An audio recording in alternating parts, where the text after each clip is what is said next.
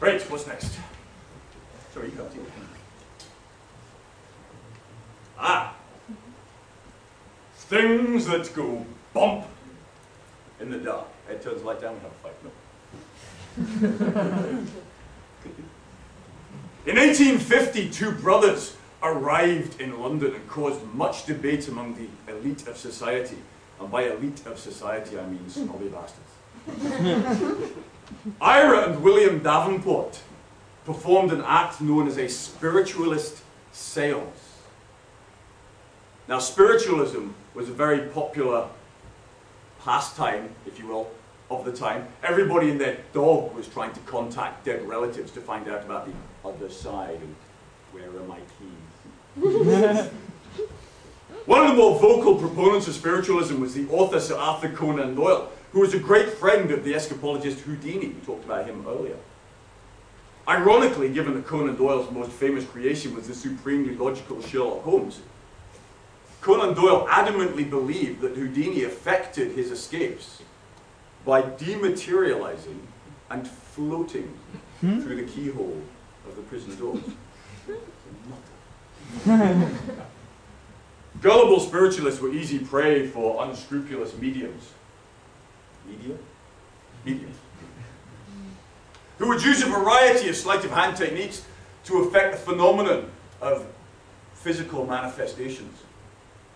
There's a story of a down-at-heel ventriloquist who found he could make far more money in the darkened drawing rooms of Knightsbridge than he ever could on the lit stages of music hall.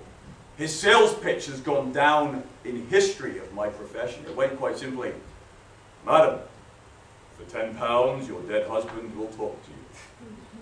For 15, I'll drink a glass of water at the same time. Old habits die hard." Into this environment arrived the Davenport Brothers, two handlebar, mustachioed, that's a word, foreigners. And they performed in a large spirit cabinet. Contemporary accounts size this cabinet as 6 feet wide, 6 feet high, 3 feet deep, resting on 2 sawhorses. I'm proud to be able to say that I have brought with me this evening an exact replica of the Davenport spirit cabinet. I should like to say that if the dimensions seem a little off, I might remind you that absinthe was a very popular drink of the time.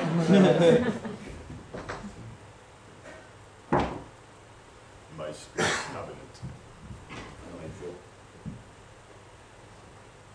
The brothers didn't actually say anything during the seance. They employed a man named Reverend Ferguson to do the talking for them. But while they were tied up securely in the darkness of the cabinet, and please remember that the cabinet is no more than portable darkness, musical instruments would play, clothes would be removed, knots would melt out of ropes. Now, I can't recreate the whole of the Davenport seance for you this evening, but I would like to do my own little bit towards contacting the other side, if I may. I do require some help. What is your name, please? Minush. Minush. Where are you from, Minush? London. That's good enough for me, Minush. Can I have a huge round of applause for Minush, please? Thank you very much. Stand here. And you, sir, your name is? Bob. Bob? That's great. Bob, come on up. Round of applause for Bob. Minush, thank you very much. At this point, can I please make a request?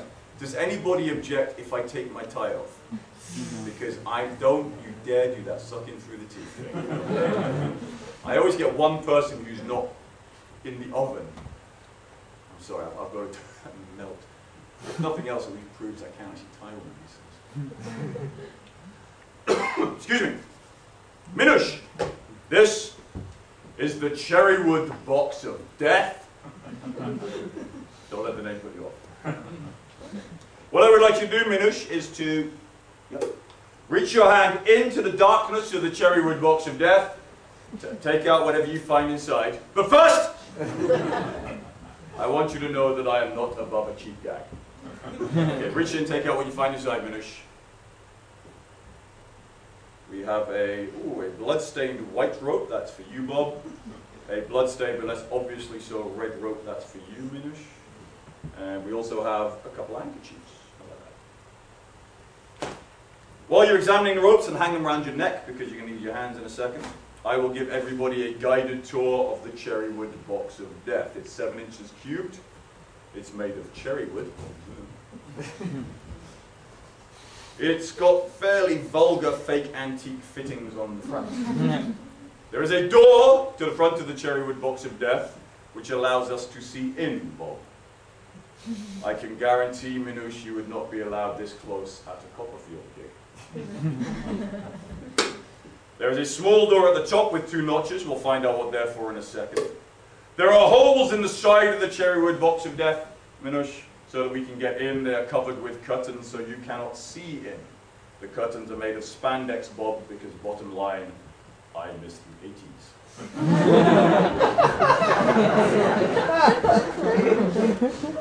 The 1980s. Minush, were you ever a Boy Scout? Actually, scratch that. Bob, were you ever a Boy Scout? No. Minush, I'm just checking. No. I was never a Boy Scout. I was in the Army Cadets. It's very similar to the Boy Scouts, but there is more live ammunition, less of an emphasis on helping people. Minush, could you follow that knot up for me, please? Just try another one on top. Pull it tight. Pull it tight. Tight, tight, tight, tight, tight. This may not work. No, it's okay. You can always get these tighter. Bob! I know it is. Yeah, just tie another knot on there for me. Oh, Bob does this fast. You sure you want a Boy Scout? Sailor? Solar? Tinker Tailor? You guys don't know each other, do you? I've had fathers and daughters and brothers and sisters and husbands and wives up here, and you have not seen rivalry until you have seen a husband and wife try and tie a knot in a handkerchief. I'll get you 15 years of misery, you bird.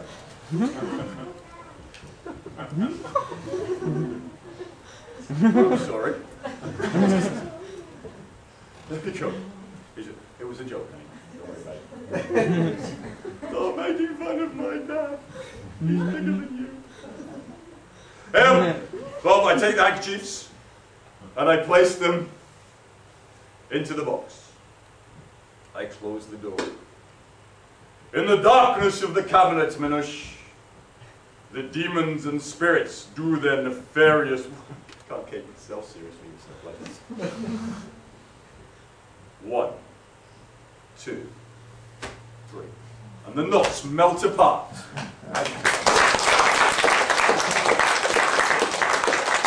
Bob, may I have the white rope, please?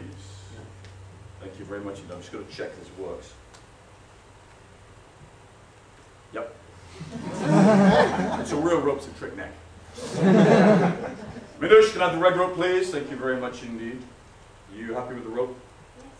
You do, of course, both realize that if there were anything wrong with the rope at all, you would not be allowed within 100 meters of them. Here we go. I take the 2 middles of the ropes, I place them into the box, and I lift them out through the top, locking them in place with the small holes. That's what the notches were for, Bob. I take my wand, handmade for me in America, I think it's quite nice, isn't it? And I perform a silent Mora wand spin. You will notice, Minush, that I do not hit the back of my hand at the end of the wand spin, because a few years ago I had a small yet very painful bruise on the back of my hand until mid-September. Another silent Mora wand spin. Another silent Mora wand spin. Basically, I spent so long learning how to do the damn thing, I'm going to do this many times as I possibly can. It's 4. My record is 19.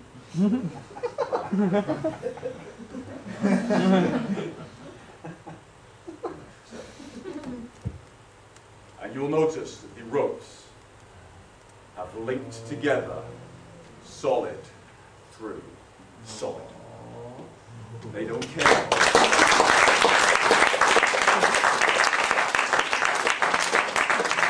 That was not what you call spontaneous applause, was it? That was more kind of a patronizing, you looking embarrassed out there applause, wasn't it?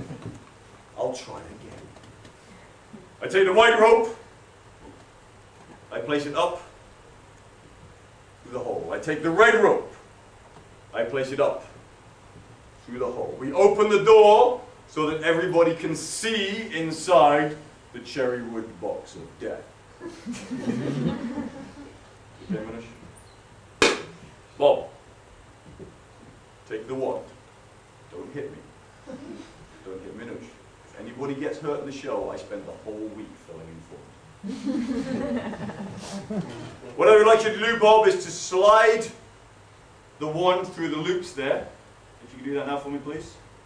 That's great. Minush, hold on to that for me, please. Don't pull too hard. Hold on to that for me, Bob. If you pull too hard, you will break my wand onto my box. Lay the ropes down. Thank you very much indeed. Place your hand on them to isolate the ends. Do not press down on the table too hard. I built it myself. It will break. I take the wand. I perform a silent moral once bit, and I push the white rope down into the box. I perform a silent moral once bit, and I push the red rope into the box. I perform ye oldie vanishing wand gag. I'm going to say, Bob, last night the guy standing with you, I saw you did that.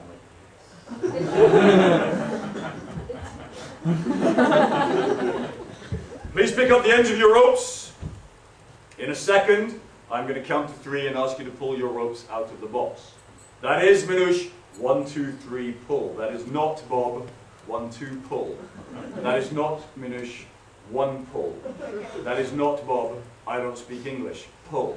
Because I've had all of them.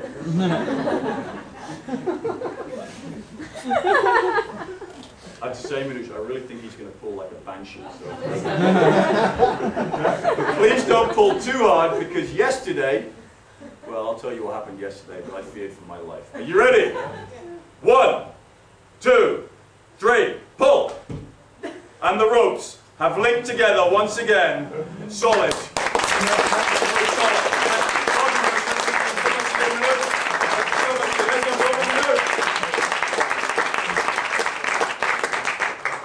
That's pretty much what happened yesterday. The box went, whee!